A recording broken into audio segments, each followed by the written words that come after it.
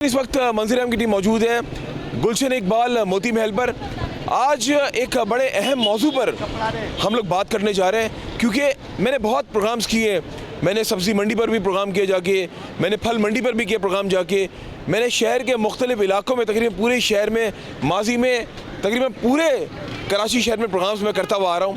मैंने एक सवाल मेरे जहन में है। वो सवाल कौन सा है? वो सवाल है, जब भी इन लोगों के पास जाओ ना, फल वालों के पास या सब्ज़ी वालों के पास, ये कहते हैं माल पीछे से महंगा है। ये आखिर पीछे है कौन?